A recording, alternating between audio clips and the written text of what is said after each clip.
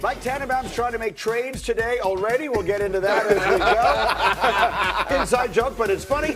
Vinny Goodwill is here this morning. Jeff Darlington and Dominique Foxworth are up. We are 6 days from the NFL draft, which means when we wake up and do Get Up next Friday, 1 week from today, we'll be talking about round one. So let's make some predictions. Jeff Darlington, my insider extraordinaire. 1 week from this morning, what will we be talking about as the headline from round one of the draft? Well, Greeny, the vibe across the league is that this is going to be a very trade-heavy first round. We saw 4 trades last year. We saw 5 trades in the first round the year before. We saw 6 the year before that. I could see 6+ in this year's draft. Kansas City Chiefs general manager Brett Veach made very clear that he sees such a bunched evaluation with a number of different positions that's going to cause a lot of jockeying between these GMs. I keep hearing it. We'll see if it proves true, but I think there's going to be a lot of trades in this first round. Certainly as the first round goes along, I completely agree. We see that. That's the sort of thing he's talking about. But how about at the very top, Mike? Are there players in this class that you could see and teams that make sense to you that could be making deals at the very top of the class? Let's say the top 6 or 7 picks. Sonny Styles, linebacker, Ohio State. We talked about him all week, and Mel Kiper actually mocked that. He is a rare play, Greeny. Even though he's an off-the-ball linebacker, he's 6'5", he ran 4.46. He could do things you rarely see in terms of his ability to run down the field 20, 30, 40 yards. Some people comp him to Fred Warner. I think that's his ceiling. So could somebody beyond Dallas who's at 12 trade up for him? I think that's one to watch. Now, Sonny Styles is a player to start watching, I think, at 3. And I think there's almost no chance that he lasts as long as Washington at 7. But then again, crazy things happen all the time. Dominique, you study this stuff. You'll be there next week doing shows. Have you seen a player in this class that you've been studying, that you're ready for, that you say to yourself, that's the guy, if I'm a general manager, I'm going up and getting? Who's the player you think is worthy of giving up a lot of stuff for? Yeah, I think Reese is that. I think Sonny Styles is obviously a name that I think could change your defense, but for a position that I think we value a little higher, we're projecting Reese, who was an off-the-ball linebacker, moving to edge rusher and impacting the defense. But when you watch his tape, the way that he impacts the offense, because he's kind of unblockable, it appears. He's not the heaviest guy in the world, but you still watch him throw big offensive linemen around. He's a guy that projects to be able to impact a game immediately from a bunch of different places. As we move to a league that's a lot more, that requires a lot more versatility from defenses, I think a player like that is someone that players could, or that teams will be interested in moving up to acquire. Darvell Reese, who might go to the Jets. There's a lot of that speculation, but if the Jets take another pass rusher in David Bailey, then maybe Arvell Reese becomes in play, and that's a spot that people try and trade up to get. Let me come back to you, Dominique, then for our second question, or it's the same question, but you're the second person I'll ask it to. When we wake up on Friday morning, what do you think is going to be the headline of Get Up coming out of round one? I think we're going to be surprised that the Titans decide to pass on Jeremiah Love. I know we've been mocking Jeremiah Love to the Titans for a while now. All the big mock drafts suggest that's where he's going to end up. But I find it hard to believe that Robert Saleh is going to pass on one of those defensive players. There are going to be 3 defensive players, I think, on the board. At least one of them still going to be available when it comes to Robert Saleh in the Titans pick right there. I'd be surprised, given the way that we know running back value is impacted by the offensive line and how average running backs you can get for a good price. The impact players on defense for a defensive-minded head coach who's always had great defenses and great defensive lines, if one of those edge rushers is still available, I would be surprised if they decide to stick with the Jeremiah Love projection. This is so interesting to me, Jeff Darlington, because all of my draft experts, the people who do the mock drafts because they're studying the players, they're all putting Jeremiah Love forward to Tennessee. And pretty much all of my insiders are saying that's not what I'm hearing. Now, obviously, this is the season of misinformation. But what is your sense about Love at 4 or wherever else he might go up near the top?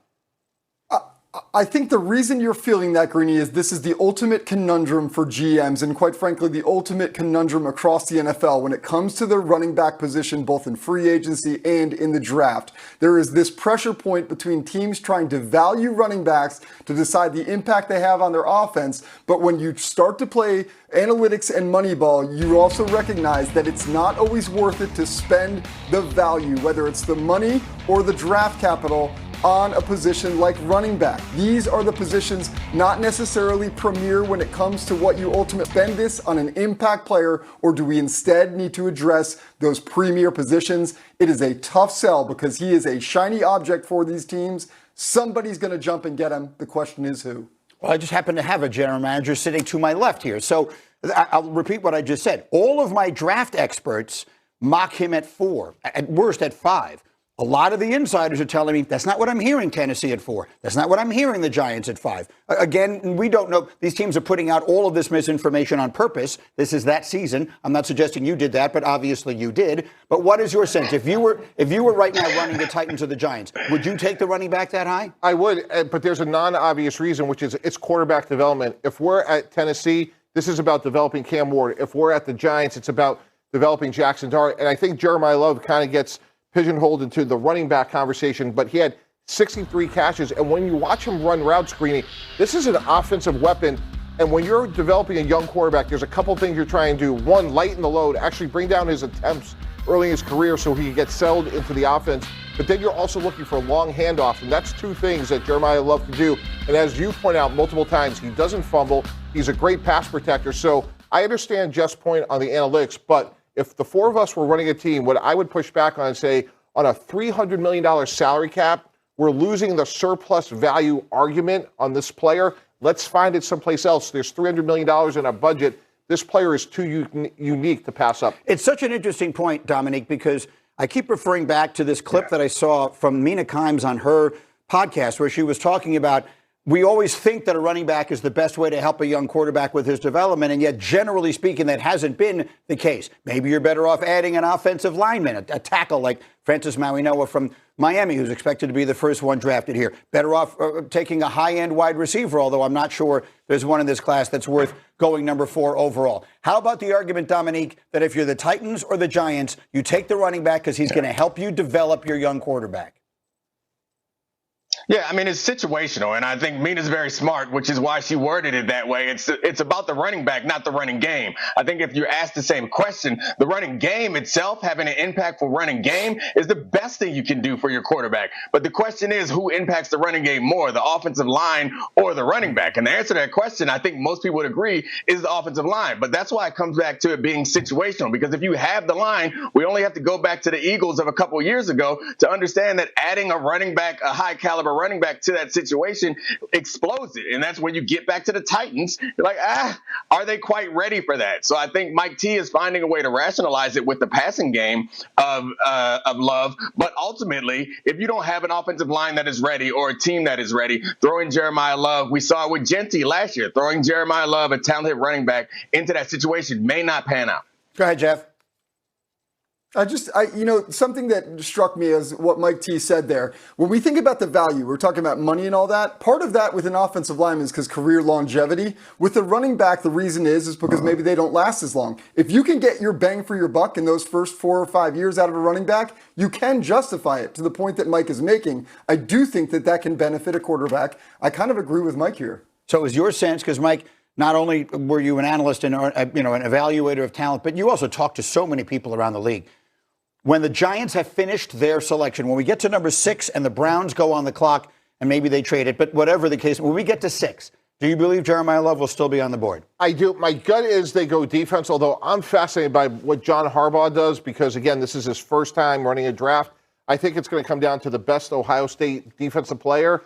And Jeremiah Love, I think it's close, but my gut would say defense. So Tennessee and the Giants both go defense? I believe so. Okay, so which would mean Love would still be there sitting at 6. Yeah, and the interesting thing about Tennessee, we talk about Robert Saleh, and if the ceiling of Sonny Styles is Fred Warner and you're Robert Saleh and you're in year 1 and you could get the quarterback of your defense for the next 10 years, again, atypical to take an off-the-ball linebacker, but there's a lot of dot connecting there on that. Okay, fair enough. And so then my final headline comes from you, Mike T. 1 week from this morning, we'll be sitting in these chairs talking about round 1 of the draft, and what will we be saying is the headline? The Dallas Cowboys stick and pick at 12 and 20. They get 2 good defensive starters, and they meaningfully compete for the NFC East in 2026.